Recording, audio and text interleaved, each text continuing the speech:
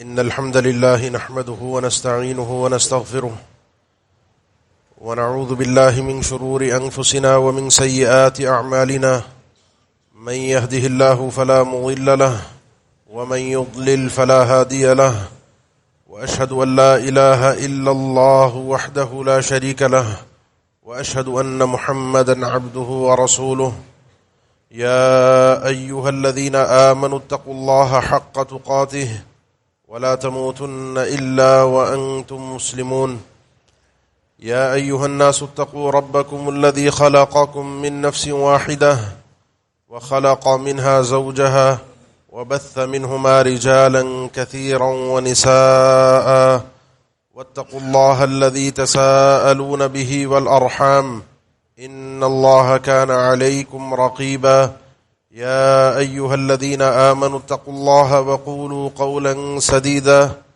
يصلح لكم أعمالكم ويغفر لكم ذنوبكم ومن يطع الله ورسوله فقد فاز فوزا عظيما أما بعد فإن أصدق الكلام كلام الله وخير الهدي هدي محمد صلى الله عليه وسلم وشر الأمور محدثاتها وكل محدثة بدعة وكل بدعة ضلالة وكل ضلالة في النار أعوذ بالله من الشيطان الرجيم بسم الله الرحمن الرحيم يا أيها الذين آمنوا كتب عليكم الصيام كما كتب على الذين من قبلكم لعلكم تتقون۔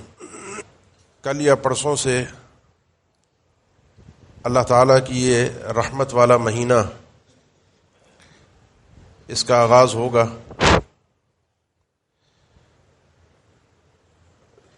جو مومن ہے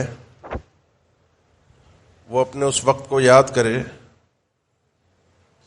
جب پچھلے سال ہم رمضان کو الوداع کہہ رہے تھے اور رمضان کا مہینہ ہم سے رخصت ہو رہا تھا، تو مومن کو ایک تھوڑا سا ملال، رنج، تکلیف سی تھی کہ رحمت والا مہینہ مکمل ہو کے جا رہا ہے اور پتہ نہیں کہ میں اپنے آپ کو بخشوا سکا یا نہیں۔ اب یہ رحمت والا مہینہ اللہ کے فضل اور اس کی توفیق سے دوبارہ اپنے آغاز پر ہے۔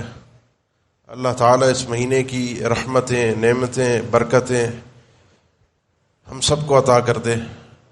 اللہ ہمیں توفیق دے اس مہینے میں کہ اس مہینے کی جو عبادتیں ہیں ان کا ہم حق ادا کر سکیں۔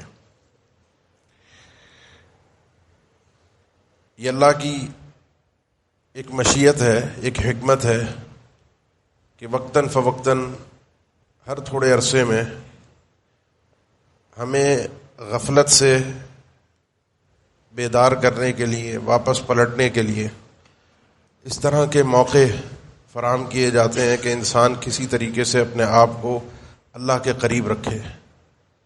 دوبارہ ایک طرح کی ہمیں اللہ کی قربت کے مواقع نصیب ہوتے ہیں، ماحول بنتا ہے، لوگ آتے ہیں، اللہ کے گھر آباد ہوتے ہیں اور انسان خود اپنے اندر ماحول کی وجہ سے کافی تبدیلی محسوس کرتا ہے، لیکن چند دنوں بعد آہستہ آہستہ پھر دوبارہ انسان اسی ماحول کو یاد کرنے لگتا ہے جس ماحول سے نکل کر آیا تھا۔ آج کے اس خطبے میں کوشش یہی ہے کہ کچھ ایسی باتیں آپ سے کر لی جائیں کہ اس مہینے کے لیے ہم کچھ تیاری، کچھ پلاننگ کے ساتھ داخل ہوں، اور کرنا کیا ہے اس کو ایک ہاتھ سے، دانتوں سے مضبوطی کے ساتھ تھام لیں کہ دن کی یہ روٹین ہے میری، میں نے تہیہ کیا ہے کہ رمضان کے مہینے کو اس انداز میں گزارنا ہے، پھر دنیا ادھر کی ادھر ہو جائے، مسائل کتنی کیوں نہ ہو جائے، یہ چیز میرے لیے لازمی ہے، یہ کام میں نے لازمی کرنے ہیں۔ اس میں پہلی چیز وہ اللہ کی طرف سے ہمارے لیے آسانی ہے کہ اللہ تعالیٰ نے ہمارے لیے شیطان کو جکڑ دیا ہے، اور مردۃ الشیاطین، یہ جو گھوم پھر رہے ہوتے ہیں، ناچ رہے ہوتے ہیں لوگوں کو گمراہ کرنے کے لیے، شیطان، ان کو بند کر دیا جاتا ہے، جنت کے دروازے کھول دیے جاتے ہیں۔ یعنی وہ سارے راستے جو آپ کو اور مجھے جنت تک پہنچا سکتے ہیں اس مہینے میں آسان ہیں، کام کر سکتے ہیں میں اور آپ.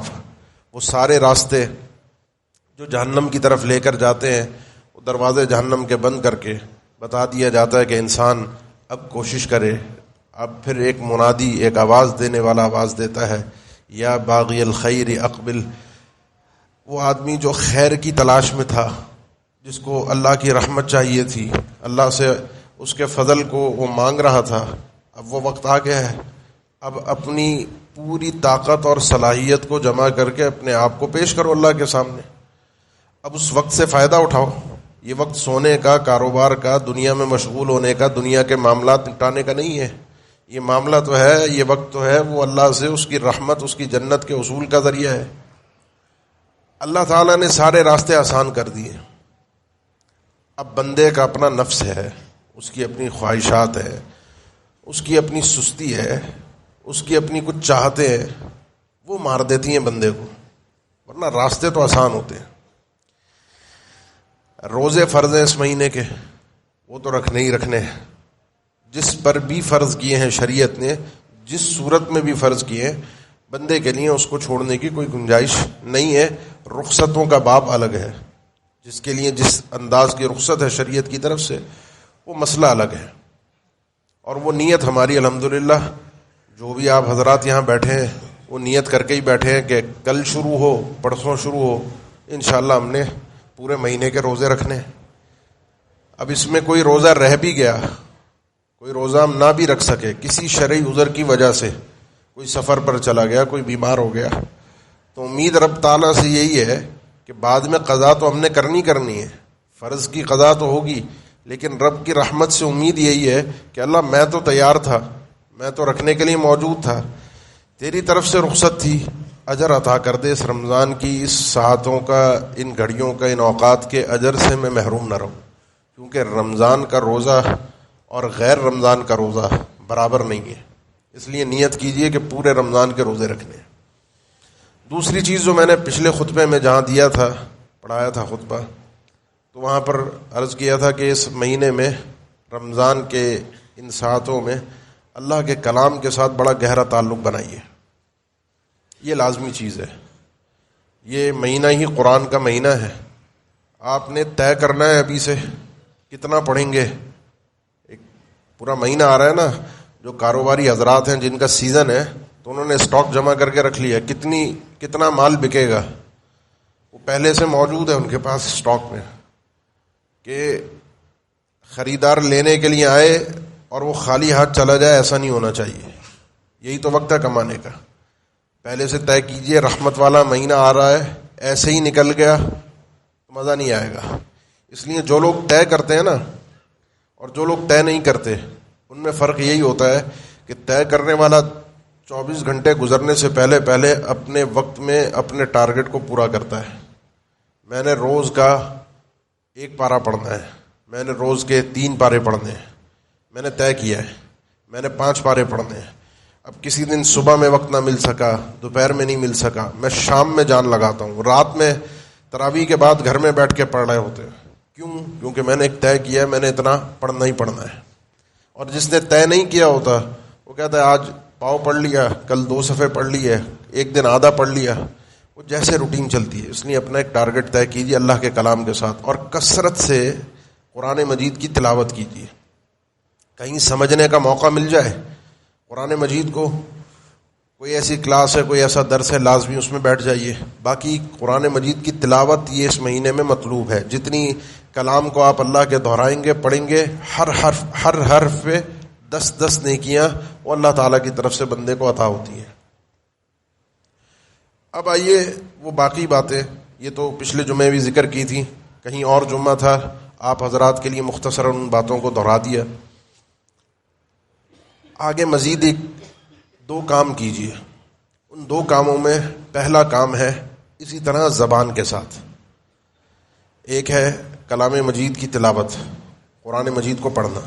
ایک ہے ان دنوں کے اندر اذکار کا اہتمام کیجیے.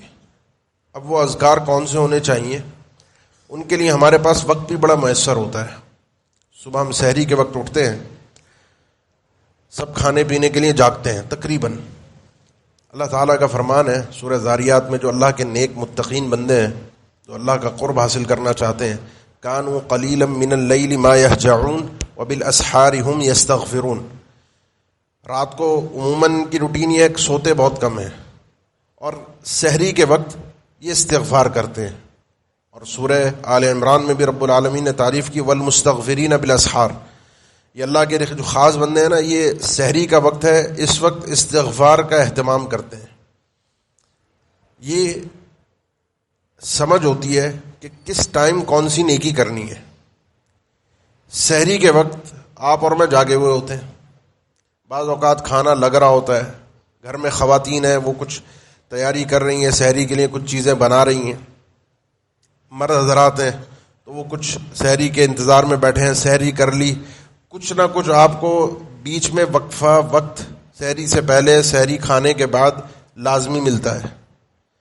اور زبان کو حرکت دینے میں کوئی مسئلہ نہیں ہے کہ انسان بیٹھے بیٹھے خاموشی سے اپنے آپ سے گفتگو جیسے انسان کرتا ہے تو اس طریقے سے اس کی زبان پر استغفار کے کلمات جاری ہوں.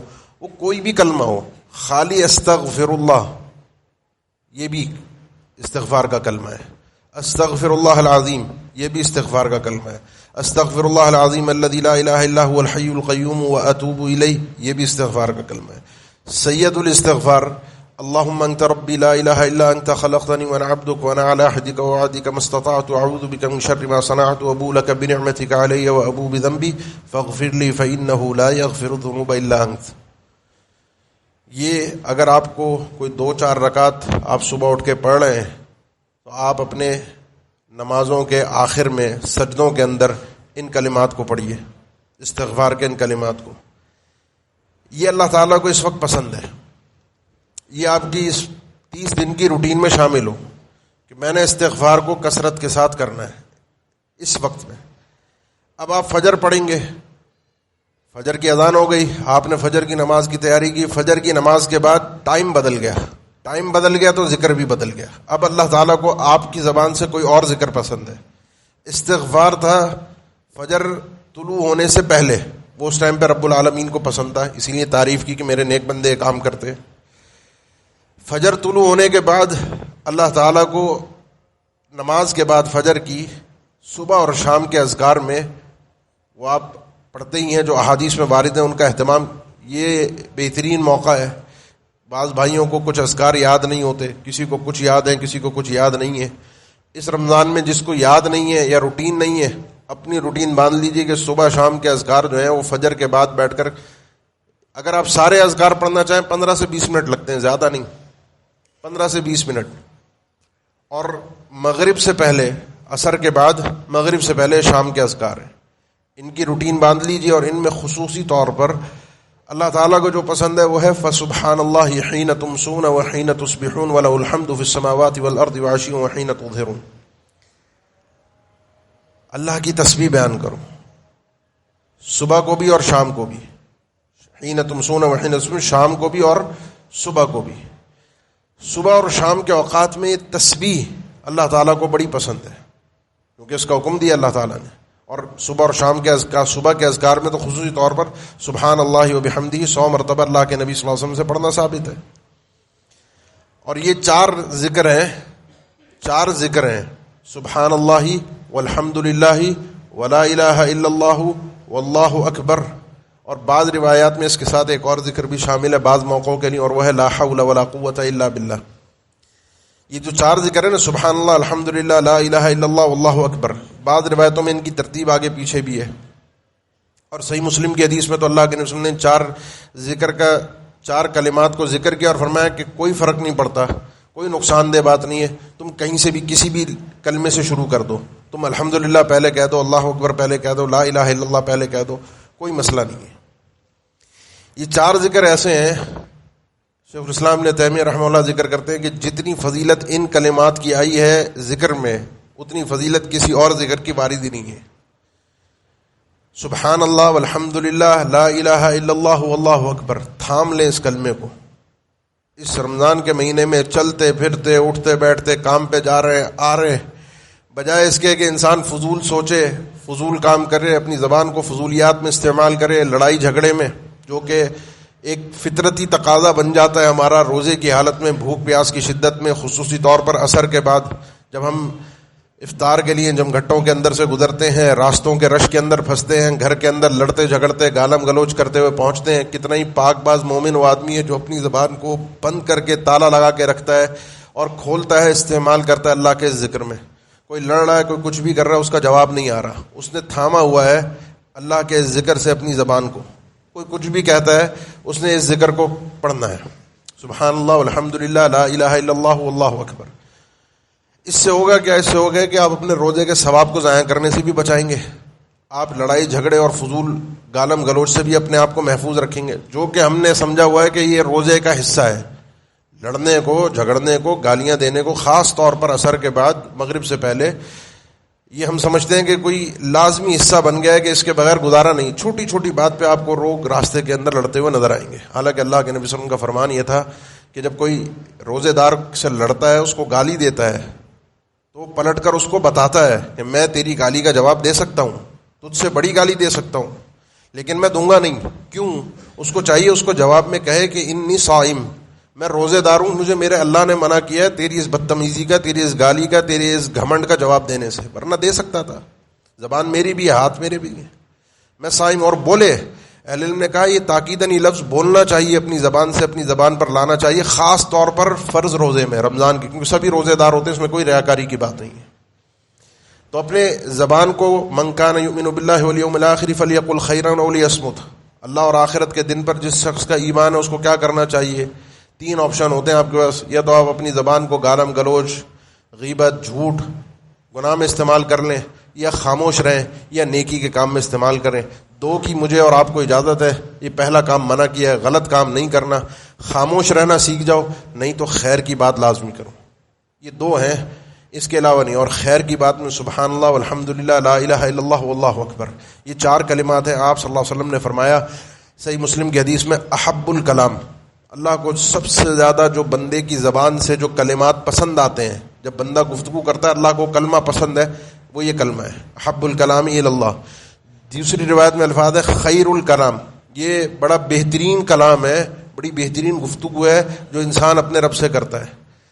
تیسری روایت میں ان 4 کلمات کی فضیلت یہ ہے، آپ صلی اللہ علیہ وسلم نے فرمایا کہ یہ صحیح مسلم کی حدیث ہے، یہ جتنی جگہوں پہ سورج طلوع ہو کے اس کی روشنی پہنچتی ہے زمین کے جس حصے پر، وہ سب چیزیں مجھے مل جائیں، وہ سب چیزیں میری ملکیت میں آ جائیں، مجھے یہ پسند نہیں ہے. اس سے زیادہ مجھے پسند یہ ہے کہ لا نقول سبحان اللہ والحمدللہ ولا الہ الا اللہ واللہ اکبر احب الی مما طلعت علیہ الشمس. یہ 4 کلمات سبحان اللہ، الحمدللہ، لا الہ الا اللہ واللہ اکبر، ان 4 کلمات کو میں پڑھ لوں، ان 4 کلمات کو پڑھنا سورج کی روشنی جہاں جہاں پہنچتی ہے ان سب چیزوں سے زیادہ مجھے بہتر یہ لگتا ہے. آپ صلی اللہ علیہ وسلم جامع ترمذی کی حدیث سے کھڑے ہوئے، لکڑی سے، ہاتھ میں چھڑی سے آپ نے درخت کے اوپر مارا، اور درخت سوکھا ہوا تھا، پتے سوکھ چکے تھے، ایک دم پتے اس کے اوپر سے جھڑ کر نیچے گرے. یہ ایک تمثیلی مثال ہوتی ہے. آپ صلی اللہ علیہ وسلم سامنے حسی مثال دے کر صحابہ کرام کو اکثر سمجھایا کرتے تھے، جس سے بات دل و دماغ میں بیٹھ جاتی تھی. جب پتے گرتے ہوئے انہوں نے دیکھا تو آپ صلی اللہ علیہ وسلم نے فرمایا یہ دیکھو یہ پتے جس طریقے سے گر رہے ہیں نا، یہ 4 کلمات جو ہیں سبحان اللہ، الحمدللہ، لا الہ الا اللہ واللہ اکبر، بندے کے گناہوں کو اس کے نامہ اعمال سے ایسے ہی جھاڑ کے ختم کر کے نیچے گرا دیتے، ویلیو ختم کر دیتے. مسند احمد کی حدیث میں ان 4 کلمات کے ساتھ لا حول ولا قوت کا اضافہ ہے، سبحان اللہ والحمدللہ، لا الہ الا اللہ واللہ اکبر ولا حول ولا قوت الا باللہ. مسند احمد میں اس میں آپ صلی اللہ علیہ وسلم کا فرمان یہ ہے کہ یہ کلمات جو ہیں اس انداز میں پڑھنا، لا حول ولا قوت الا باللہ کے ساتھ، سمندر کی جھاگ جتنے گناہ کیوں نہ ہو، یہ کلمات اس کے گناہوں کو دھو ڈالتے ہیں، ختم کر دیتے ہیں، اڑا کے رکھ دیتے ہیں. ان کلمات کو اسی احساس کے ساتھ کہ یہ کتنی فضیلت والے کلمات ہیں، آپ صلی اللہ علیہ وسلم نے فرمایا کہ خذوا جنتکم من النار، اپنے آپ کو جہنم سے بچانے کے لیے کچھ بندوبست کرو، کچھ بچاؤ کا اختیار کرو. صحابہ نے پوچھا، پہلے تو آپ نے فرمایا خذوا جنتکم، اپنے بچاؤ کی تدبیر اختیار کرو، کچھ بچنے کے لیے ہیں کچھ. صحابہ نے پوچھا کوئی دشمن کا حملہ ہو گیا تو اس سے بچنا ہے؟ فرمایا نہیں، اپنے آپ کو جہنم سے بچانے کی تیاری کرو. اور یہ 4 کلمات آپ صلی اللہ علیہ وسلم نے پھر پڑھے، یہ وہ کلمات ہیں سبحان اللہ، الحمدللہ، لا الہ الا اللہ واللہ اکبر، یہ منجیات ہیں، انسان کو نجات دلوانے والے کلمات ہیں، یہ باقیات ہیں، یہ جو قرآن مجید میں الباقیات الصالحات، یہ جو باقی رہنے والے نیک اعمال ہیں، یہ 4 کلمات. آج کے خطبے کے اندر ایک چیز جو ایک پیغام دینا تھا وہ یہی تھا کہ ہر رمضان آتا ہے اور میری کوشش ہوتی ہے ہر رمضان میں کوئی نہ کوئی ایک نیکی اپنے اور آپ کے لیے لازمی اختیار کرنے کی کوشش کی جائے، جو عام طور پہ ہماری روٹین میں موجود نہیں ہوتی. اس کو لے آئیں ان 30 دنوں میں، پھر وہ ہماری زندگی میں رچ بس جاتی ہے. ایک ایک کر کے ہم کوشش کریں. ایک کا معنی نہیں کہ ایک سے زیادہ نہیں، لیکن ایک ایک کا مطلب یہ ہوتا ہے کہ اب ہم ایک ہی کر لیں تو بڑی بات ہے. تو یہ پیغام آج کے خطبے کا یہ ہے کہ رمضان آ رہا ہے، قرآن مجید اور اس ذکر کو اپنی زندگی میں شامل کر لیجئے. صبح شام اٹھتے بیٹھتے اس کا کوئی وقت اس ذکر کا نہیں ہے، کوئی وقت نہیں ہے. الگ الگ 33 بار سبحان اللہ الحمدللہ اللہ اکبر نمازوں کے بعد رات کو سوتے ہوئے وہ الگ ہے. اس کے ساتھ ساتھ یہ کلمات بھی اپنے شامل کر لیجئے، اور میزان میں کل قیامت کے دن جو ترازو لگے گا اس میں بھاری ترین اعمالوں میں سبحان اللہ وبحمدہ سبحان اللہ العظیم. اللہ کو 2 کلمات پسند بھی ہیں، زبان پر ہلکے بھی ہیں، میزان میں بھاری بھی ہیں. صحیح مسلم کی حدیث ہے. یہ 5 چیزیں ہیں اور کیا ہی خوب شاندار. بخن لخمس ما ثقلہن فی المیزان. یہ 5 چیزیں بڑی شاندار ہیں. ان کا وزن تم اندازہ نہیں کر سکتے کہ کتنی بھاری ہوں گی. یہ تمہارے ترازو کو کس طریقے سے وزن دار کریں گی، تم سوچ نہیں سکتے. اس میں آپ صلی اللہ علیہ وسلم نے 4 تو یہ کلمات بتایا، سبحان اللہ الحمدللہ لا الہ الا اللہ اللہ اکبر، اور بعض روایت میں لا حول ولا قوت الا باللہ. یہ صحیح مسلم کی حدیث ہے. 5ویں چیز میں اس لیے بتا رہا ہوں تاکہ آپ ان کلمات کی قدر و قیمت کو سمجھیں. آپ صلی اللہ علیہ وسلم نے ان 4 اذکار کے ساتھ 5ویں چیز جو انسان کے ترازو کو بہت بھاری کر سکتی ہے، بہت قیمتی چیز ہے، وہ یہ بیان فرمائی کہ ان 4 کلمات کے ساتھ 5ویں چیز جو وزن میں یہ حیثیت رکھتی ہو، وہ 5ویں چیز وہ ہے کہ ایک آدمی جس کا بیٹا فوت ہو جائے اور اپنے بیٹے کی وفات پر وہ آدمی صبر کر گیا، تھام گیا اپنے آپ کو روک گیا، یہ آدمی کا وزن بھی ترازو میں بہت بھاری ہوگا ان 4 کلمات کے ساتھ. یعنی یہ 4 کلمات کا اجر جو ہے وہ ایسے ہی ہے کہ جیسے انسان اپنے بیٹے کی وفات پر صبر کر جائے، اس کو اپنے آپ کو روک لے، اپنے آپ کو تھام لے، اللہ کے فیصلے پر راضی ہو جائے. یہ بہت بھاری کام ہے، آسان کام نہیں ہے، لیکن یہ 4 کلمات بہت آسان ہیں. تھام لیجیے ان کو اپنی زندگی کے اندر لے آئیے. سبحان اللہ، اللہ ہر عیب سے پاک ہے، ہر برائی سے پاک ہے، ہر نقص سے پاک ہے، ہر شرک سے پاک ہے. کوئی اللہ کا شریک نہیں ہے، کسی کے پاس اختیار نہیں ہے. الحمدللہ ساری تعریفیں اللہ کے لیے ہیں، سارا کمال رب العالمین کے لیے ہے. میرا رب ہی سب کچھ کر سکتا ہے، میرے رب کی ہی تعریف ہے، میرے رب کا ہی کمال ہے. اللہ اکبر، وہ سب سے بڑا ہے، اس سے بڑا کوئی نہیں، اس کے آگے کسی کی کوئی طاقت نہیں، اس کے آگے کسی کی کوئی حیثیت نہیں. وہ سب سے بلند و بالا ہے. وَهُوَ الْعَلِيُّ الْعَظِيمُ. لا الہ الا اللہ. اس اللہ کے علاوہ اس پوری کائنات کے اندر کوئی ایسا نہیں ہے کہ جس کی عبادت ہو اور وہ سچی اور صحیح اور کھری عبادت ہو سوائے میرے اللہ کے. عبادتیں بہت سو کی ہوتی ہیں، بہت سو کو پوجا جاتا ہے، بہت سو سے مدد مانگی جاتی ہے، بہت سو کو یہ سمجھا جاتا ہے کہ ہماری بگڑی بنا سکتے ہیں، ہمیں نفع نقصان کے مالک ہیں، لیکن وہ سب جھوٹ ہے، وہ سب بیکار ہے، سب باطل ہے. صرف ایک رب العالمین کی عبادت. یہ پہلا کام تھا جو آپ نے اس رمضان میں کرنا ہے، یہ زبان سے کرنے والا کام تھا. دوسری چیز جو اس رمضان میں کرنی ہے، اور وہ بھی اللہ کے نبی صلی اللہ علیہ وسلم کے فرمان اور عمل سے تعلق رکھتی ہے، لیکن میں اس کے ایک دوسری جانب ذکر کروں گا. وہ ہم سب کرتے ہیں. اللہ کے نبی صلی اللہ علیہ وسلم رمضان میں 2 کام خصوصی طور پر الگ سے کیا کرتے تھے. الگ سے مراد یہ ہے کہ عام دنوں میں بھی کرتے تھے، لیکن ان دنوں میں اضافی کرتے تھے. ایک تھا قرآن مجید کی تلاوت، اور ایک ہے کثرت سے صدقہ کرنا، کثرت سے مال کو اللہ کی راہ میں خرچ کرنا. ایسے جیسے کوئی ہوا تیز چل جائے، آندھی چل جائے اور سب چیزوں کو اڑا کر لے جائے، اس طریقے سے اللہ کے نبی صلی اللہ علیہ وسلم کا اس مہینے میں مال خرچ کرنے کا انداز ہوتا تھا. اللہ کی توفیق سے آپ میں سے بہت سے احباب یہ کام کرتے ہیں، اپنی اپنی حیثیت، طاقت، وسعت کے اعتبار سے، اور بارگاہ الہی میں یہی قبول ہے. آپ لاکھوں کروڑوں اربوں خرچ کر کے اپنا نام، اپنی شہرت، سوشل میڈیا نے آج کل تو بہت آسان ہے اپنے آپ کو مشہور کروانا، اور لوگ کرواتے بھی ہیں، کرنے والے کرتے بھی ہیں. NGOs ہیں دھوکے باز، فراڈیے، جو دھوکے اور لالچ اور شہرت کے نام پر لوگوں کو ٹھگ اور بیوقوف بھی بنا رہے ہوتے ہیں. ہر ایک کا اپنا اپنا ایک دھندا چل رہا ہے، لیکن مومن وہ ہوتا ہے جو اپنے رب کو دکھانے کے لیے خرچ کرتا ہے. اس نے کسی اور کو نہیں دکھانا ہوتا، اپنے رب کو راضی کرنا ہوتا ہے. وہ اس کی جیب میں 10 روپے تھے، اس کی حیثیت 10 روپے کی تھی، وہ 10 روپے دے. اللہ کو یہ 10 روپے 10 لاکھ سے زیادہ قیمتی بھی ہو سکتے ہیں. بارگاہ الہی میں یہ 10 روپے، کیونکہ 10 روپے دینے والے کی حیثیت کیا تھی؟ 10 ہی تھے، 20 تھے اس کی جیب میں، مزدوری کی تھی، 400-500 روپے دیہڑی لگی تھی، اس نے 100 روپے اللہ کی راہ میں دے دیے اور تھا ہی نہیں جیب میں. ایک آدمی جو لاکھوں دے رہا ہے وہ کروڑوں خربوں اربوں کا مالک ہے. اللہ کے نبی صلی اللہ علیہ وسلم کا فرمان میں، یہ آپ نے سنی ہے نا چیز، کہ 1 درہم 1 لاکھ درہم سے سبقت لے گیا. 1 درہم 1 لاکھ درہم سے جیت گیا. صحابہ نے پوچھا کیسے؟ فرمایا کل ہوا یہ معاملہ. آپ صلی اللہ علیہ وسلم فرمایا معاملہ یہ ہوا کہ ایک بندے نے 1 درہم خرچ کیا اور ایک بندے نے 1 لاکھ درہم. بارگاہ الہی میں 1 درہم والے کی قیمت زیادہ تھی، 1 لاکھ درہم والے کی کم. کیوں؟ کیونکہ یہ 1 درہم جو تھا اس آدمی کی کل جائیداد کا آدھا حصہ تھا. 2 درہم تھے اس کے پاس، اس نے آدھی جائیداد اپنے رب کی راہ میں خرچ کر دی. دوسرا جو تھا وہ لاکھوں کا مالک تھا، اس لاکھوں میں سے اس نے 1 لاکھ اللہ کی راہ میں دیا. تو بارگاہ الہی میں خرچ ضرور کیجیے. اس خرچ کرنے کا فائدہ کیا ہوگا؟ وہ تربیت. اب میں ذکر کروں گا کہ اس رمضان کے مہینے کے اندر اپنی دوسری تربیت یہ کیجیے، اپنے دل کی صفائی.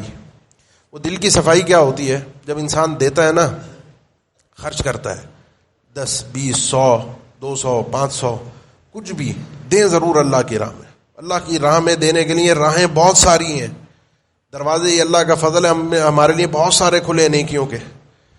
اللہ کی راہ میں ضرور دیجیے. لینے والا ہو وہ بھی دے، دینے والا وہ کثرت سے دے. لیکن اس کے ذریعے سے فائدہ یہ ہوگا کہ آپ کا دل صاف ہوگا. دل کس چیز سے صاف ہوگا؟ یہ دل صاف کرنا ہے. قرآن مجید کی آیت ہے، اس مہینے میں اپنی یہ تربیت کیجیے، کیونکہ یہ رمضان کا مہینہ تربیت کا مہینہ ہے. اس مہینے میں دوسرا کام یہ کیجیے، اپنے دل کی تربیت کیجیے. اور وہ تربیت کیا ہے؟ وہ تربیت ہے قرآن مجید میں 28ویں پارے میں 2 جگہ پر، سورہ طلاق میں اور سورۃ الحشر میں اللہ تعالیٰ نے یہ اپنے جامع کلمات ذکر فرمائے قاعدے کے طور پہ، یہ قانون کے طور پہ، کہ وَمَن یُوقَ شُحَّ نَفْسِهِ فَأُولَٰئِکَ هُمُ الْمُفْلِحُونَ. کامیاب آدمی وہی ہے جو اپنے نفس کے شح سے بچا لیا گیا. اپنے نفس کے، یعنی ہر انسان میں شح پایا جاتا ہے. شح کیا ہے؟ شح میں 2 چیزیں ہیں. وَمَن یُوقَ شُحَّ نَفْسِهِ، جو شخص اپنے نفس کے شح سے بچا لیا گیا. شح کے اندر، شح میں بخیلی اور لالچ، یہ 2 چیزوں کے مکسر کو شح کہا جاتا ہے. انسان کنجوس بھی ہے اور لالچی بھی ہے. یہ صرف پیسے کے معاملے میں نہیں ہے، ہر چیز کے معاملے میں ہے. کیونکہ رب العالمین نے یہی الفاظ سے ملتے جلتے 5ویں پارے میں سورہ نساء میں بھی ذکر فرمایا، اور وہاں پر میاں بیوی کے جھگڑے میں، کہ کوئی عورت ہے اس کو اپنے شوہر کی بدتمیزی بد اخلاقی مار پیٹ کا ڈر رہتا ہے. وَإِنِ امْرَأَةٌ خَافَتْ مِنْ بَعْلِهَا نُشُوزًا أَوْ إِعْرَاضًا فَلَا جُنَاحَ عَلَيْهِمَا أَنْ يُصْلِحَ بَيْنَهُمَا صُلْحًا وَالصُّلْحُ خَيْرٌ وَأُحْضِرَتِ الْأَنفُسُ الشُّحَّ.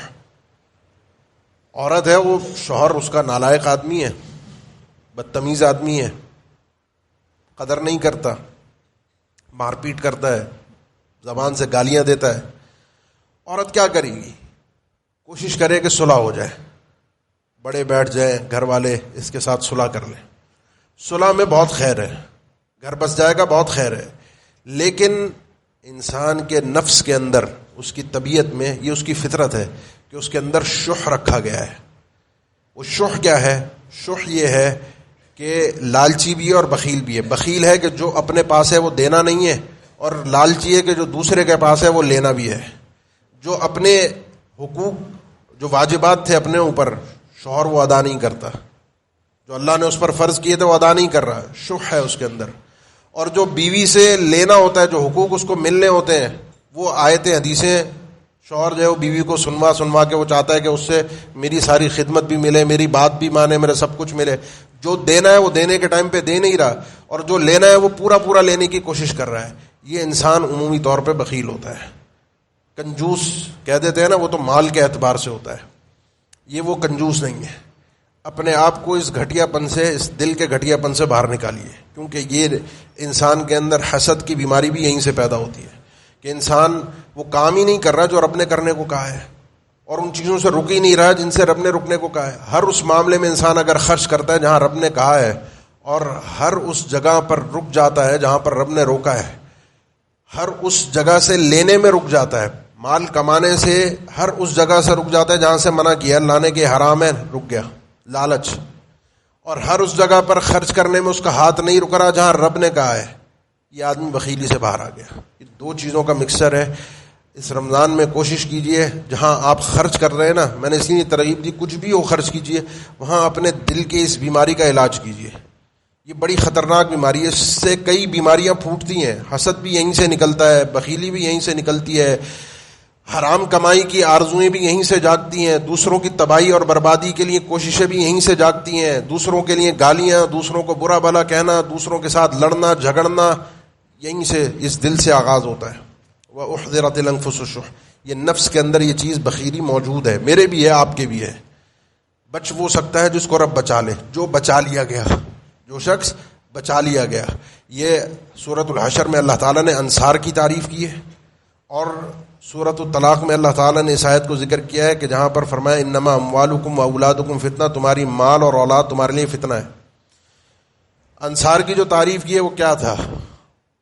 قبائلی سسٹم میں کوئی کسی کی زمین پر آ کر رہنا شروع کر دے، قبیلہ قبول نہیں کرتا، یہ ہماری زمین ہے، کوئی اور رہ نہیں سکتا۔ مہاجرین آئے، انہوں نے اپنے دل اور زمین، گھر، سب چیزوں کے دروازے کھول دیے، بڑی دل و جان سے ان کو قبول کیا۔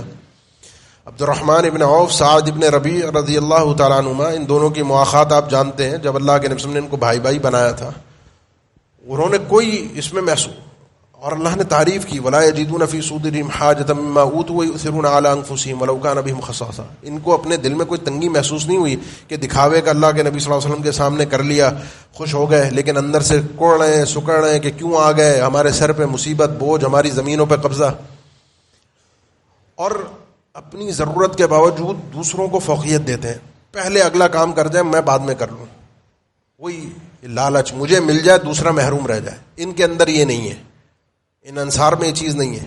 وَمَن يُوقَ شُحَّ نَفْسِهِ، اور یہ کلمات اللہ کے نبی صلی اللہ علیہ وسلم نے اس موقع پر بھی پڑھے تھے، جو صحیح بخاری مسلم کی حدیث ہے کہ ایک دن اللہ کے نبی صلی اللہ علیہ وسلم کے گھر میں، آپ صلی اللہ علیہ وسلم کے پاس مہمان آیا، آپ نے اپنے سارے گھروں میں پیغام بھجوایا کہ بھائی کچھ کھانے کے لیے ہے، مہمان آیا ہے، کچھ پیش کر دیں۔ سب گھر سے جواب آیا پانی کے علاوہ گھر میں کچھ بھی نہیں ہے۔ آپ صلی اللہ علیہ وسلم پھر مہمان تھا، اور مہمان کی مہمان نوازی واجب ہے، مہمان کی مہمان نوازی شریعت نے لازمی قرار دی ہے، یہ انسان کے اوپر فرض ہو جاتی ہے اپنی حیثیت کے مطابق، تکلف نہیں۔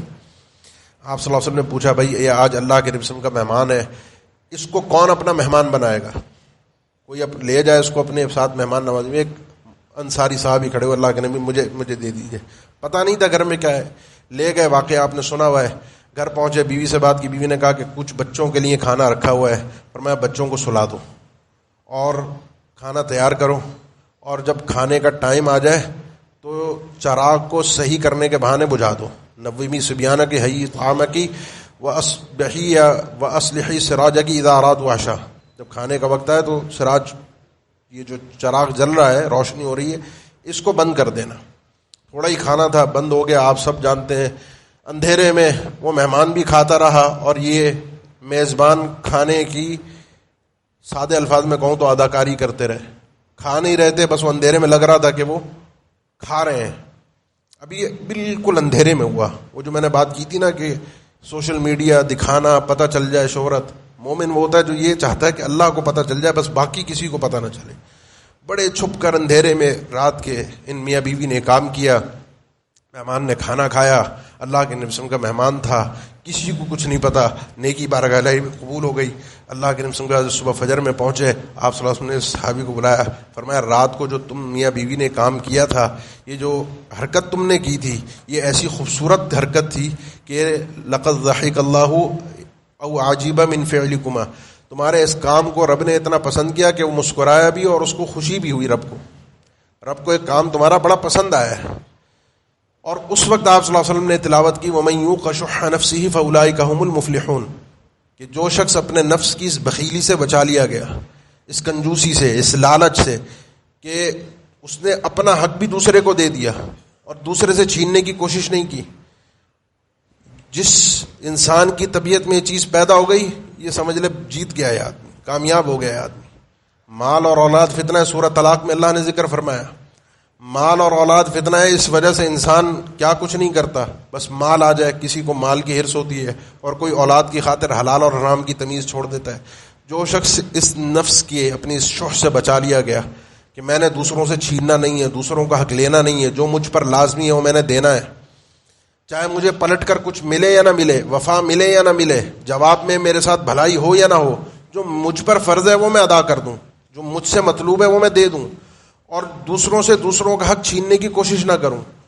جو شخص اپنی اس فطرت سے، اپنی اس بخیلی اور کنجوسی سے، اس لالچ سے بچا لیا گیا، یہ آدمی کامیاب ہو گیا۔ اس رمضان میں ان سارے معاملات کے اندر، ان ساری چیزوں کے اندر اپنے نفس کی اصلاح کی اس انداز سے ضرور کوشش کیجیے کہ اندر سے ہی کسی طرح سے صفائی ہو جائے، اس دل کو کسی طرح سے صفائی نصیب ہو جائے، صدقات کے باب میں، دینے کے انداز میں، دوسروں کے ساتھ بھلائی کے انداز میں، ہدیوں کے انداز، کسی کو تحفہ دینا ہے، کسی کو کچھ دینا ہے، کسی کو راستہ دینا ہے، کسی کو آگے کرنا ہے، کسی کو صف میں جگہ دینی ہے، کسی کو گزرنے دینا ہے اپنے گھر کے آگے سے، دکان کے آگے سے، کسی کے ساتھ اور کوئی نیکی کرنی ہے۔ میں پیچھے ہو گیا کوئی مسئلہ نہیں، اگلے کو جگہ مل گئی بہتر ہے۔ وَمَن يُوقَ شُحَّ نَفْسِهِ فَأُولَٰئِكَ هُمُ الْمُفْلِحُونَ۔ یہ مردوں خواتین ہوں، اپنے آپ کو اس تربیت پر آمادہ کیجیے اپنے گھریلو ماحول کے اندر کہ لینے سے زیادہ دینے کی کوشش کرے دونوں فریق، یقین کریں گھر جنت بن جائے گا۔ بھائی بھائی، بہن، رشتہ دار آپس میں یہ جو جھگڑے خاندانوں کے ہیں، وَمَن يُوقَ شُحَّ نَفْسِهِ فَأُولَٰئِكَ هُمُ الْمُفْلِحُونَ، بہت سے ہوتے ہیں ہمارے اندر لڑے جھگڑے بیٹھے ہوتے ہیں، کسی نے وراثت کا پیسہ، اماں ابا کی جائیداد کا پیسہ دبا لیا، دوسرے بھائی بہنوں کو محروم کر دیا، کسی کا کوئی اور جھگڑا، کسی کا کوئی اور جھگڑا، کوئی کھا گیا، اس نے اللہ کو حساب دینا ہے، بچے گا نہیں کہ قیامت کے دن۔ یہ مت سمجھیے کہ وہ مالک یوم الدین، وہاں تو ایک ایک پل پل کا حساب ہوگا، ایک ایک چیز سامنے آئے گی۔ تو دنیا میں اگر اس نے کسی نے میرا حصہ نہیں دیا، مجھے میری جائیداد مجھے نہیں دی، میری ملنے کی چیز مجھے نہیں دی، کوئی بات نہیں، کل قیامت کے دن حساب ہے۔ جو مجھ سے مطلوب ہے وہ میں ادا کر دوں، میں اپنے آپ کو جو میرے اوپر لازمی چیز تھی وہ میں دے دوں، اور وہ کیا تھا؟ رشتہ داری کو قائم کرنا۔ رمضان کا مہینہ ہے، لوگ ہدایہ ایک دوسرے کو بھیجتے ہیں، کچھ نہیں، جس سے جھگڑا ہے، جس سے لڑائی ہے، ایک کھجور کا ڈبہ دے دیجئے، کوئی اور تحفے میں کوئی چیز دے دیجئے، عید آئے گی مل لیجئے، جا کے سلام کر لیجئے، پہل کر لیجئے، کیونکہ یہ چیز بھی نیکیوں کی قبولیت میں رکاوٹ کا سبب بنتی ہے کہ جو دو اللہ کے بندے آپس میں لڑے ہوئے ہوں اور ایک دوسرے کو دیکھ کر منہ موڑتے ہوں، بات نہ کرتے ہوں، سلام نہ کرتے ہوں، ان کے اعمال کو قبولیت کے لیے معلق کر دیا جاتا ہے۔ فرشتوں سے رب العالمین فرماتا ہے انظروا ھذین حتی یصطلحا، ان کے معاملے کو روک دو، ان کو ابھی دیکھو، ڈھیل دو، جب تک یہ آپس میں صلح نہ کر لیں۔ کیا فائدہ ہے ایسے روزوں کا، ایسی نمازوں کا، ایسی زکاتوں کا، ایسے صدقات کا، دعاؤں کا، اذکار کا، التجاؤں کا، تلاوتوں کا، حج اور عمرے کا؟ یہ سب چیزیں لٹکی ہوئی ہیں، رکی ہوئی ہیں، صرف میری اکڑ کی خاطر، کیونکہ میرے یہاں پر مسئلہ ہے نا، دل میں مسئلہ ہے کہ میں جیت جاؤں، اس نے مجھے نہیں دیا، اب میں اس کے ساتھ دیکھو کیا کرتا ہوں۔ وَمَن يُوقَ شُحَّ نَفْسِهِ فَأُولَٰئِكَ هُمُ الْمُفْلِحُونَ۔ یہ رمضان کا مہینہ بہت انداز میں ہماری تربیت کرتا ہے، ہمیں سدھار کے صاف ستھرا کر کے تزکیہ کرتا ہے، ہمارے اندر سے ہمیں صاف ستھرا کر دیتا ہے۔ کوشش کیجئے کہ یہ رمضان عام رمضانوں کی طرح جس طرح ہم گزارتے آئے اس طرح نہ گزر جائے، کچھ نہ کچھ عزم کیجئے، آغاز ہونے والا ہے، آغاز سے پہلے تیاری کر لیجئے، اپنے نفس کو شکست دیجئے، شیطان بند ہے، اپنے آپ کو اس رمضان میں ہرانا ہے، اپنے آپ سے آپ نے اور میں نے جیتنا ہے، اور جو شخص جیت گیا وہ اس کامیابی کا مستحق بن جائے گا کہ جو اس مہینے کا اصل مقصود و مطلوب ہے کہ انسان اپنے آپ کو جہنم سے آزاد کروا لے، نہ کروا سکا تو جبریل امین کی بد دعا بھی ہے اور اللہ کے نبی صلی اللہ علیہ وسلم کی آمین بھی ہے کہ برباد ہو وہ آدمی کہ اتنا رحمت والا، کرم والا، برکت والا مہینہ اسے نصیب ہوا، اتنا اللہ کا فضل تھا کہ روز لوگ جہنم سے آزاد ہو رہے تھے، اللہ تعالیٰ ہر وقت جہنم سے لوگوں کو آزاد کر رہا ہے، ایک جملے پر آزاد ہو جاتا ہے کہ انسان سچے دل سے اللہ سے کہتا ہے اللہ مجھے جہنم سے آزاد کر دے، اور یہ آزاد نہ کروا سکا، برباد ہو، ہلاک ہو۔ اللہ کے نبی صلی اللہ علیہ وسلم نے فرمایا آمین۔ اللہ تعالیٰ ہمیں اس بد دعا سے محفوظ کر دے اور ہمیں وہ ذرائع دے دے، وہ نیکیاں دے دے، وہ عبادتیں دے دے کہ جن کے ذریعے سے ہم جہنم سے اپنے آپ کو آزاد کروا سکیں۔ اقول قولی ھذا واستغفر اللہ لی ولکم وآخر دعوانا الحمد للہ رب العالمین۔ الحمد لله على إحسانه والشكر له على توفيقه وامتنانه وأشهد أن لا إله إلا الله وحده لا شريك له تعظيما لشأنه وأشهد أن محمدا عبده ورسوله الداعي إلى رضوانه صلى الله عليه وعلى آله وأصحابه وإخوانه وسلم تسلیما كثيرا اما بعد. رمضان المبارک کے مہینے میں کچھ چیزیں آپ کے سامنے ذکر ہوئیں اپنی اصلاح اور تربیت کی خاطر کہ آج یہاں سے اٹھ کر عزم کر کے جائیں کہ اس طریقے سے کوئی نہ کوئی چیز میں نے اپنانی ہے. میں نے ایک زبان سے ادا کرنے والی چیز ذکر کی ہے اور ایک اندرونی طور پر اپنے دل کے اصلاح کے حوالے سے انسان کیا کوشش کر سکتا ہے, کہاں کہاں کس کس موقع پر سوچے مجھے اصلاح کی ضرورت ہے. ساتھ میں قرآن مجید, روزہ, یہ بھی ذکر ہوا. آخری ایک چیز ہے اور وہ ہے رات کا قیام. یہ رات کا قیام قرآن کی تکمیل کے ساتھ ملا ہوا نہیں ہے کہ بس 7 روزہ 6 روزہ میں قرآن پورا کرنا ہے. یہ رات کا قیام پورے رمضان کا قیام ہے. کوشش کیجئے لازمی اس قیام کو کرنے کی. کوئی عذر, کوئی بہانہ, کوئی آگے پیچھے ہو جائے انسان, ممکن ایسے عزم جس آدمی کا ارادہ ہونا وہ چیز کو آگے پیچھے نہیں ہونے دیتا. مسجد میں ہے تو مسجد میں امام کے ساتھ پوری پڑھ لیجئے. کسی وجہ سے کہیں جانا ہے, کوئی تاخیر, کوئی مسئلہ, کوئی اور, تو کوشش کیجئے گھر میں اس فریضے کو پورا, اس عبادت کو پورا کرنے کی. اس کو چھوڑیے نہیں کیونکہ یہ رب تعالیٰ کو ان دنوں میں بہت پسندیدہ عبادت ہے. اتنی پسندیدہ ہے باجماعت خاص طور پر کہ اللہ کے نبی نے اس کو چھوڑ دیا تھا کہ مجھے ڈر ہے تم پر فرض نہ ہو جائے. 3 دن باجماعت کروا دی تھی. تو اس کی پسندیدگی کا بارگاہ الہی میں اندازہ کیجئے, قدر کیجئے, آگے بڑھیے, ہمت کیجئے اور عزم کیجئے میں نے چھوڑنا نہیں ہے, ترک نہیں کرنا. اللہ تعالیٰ ہم سب کو توفیق عطا فرما دے.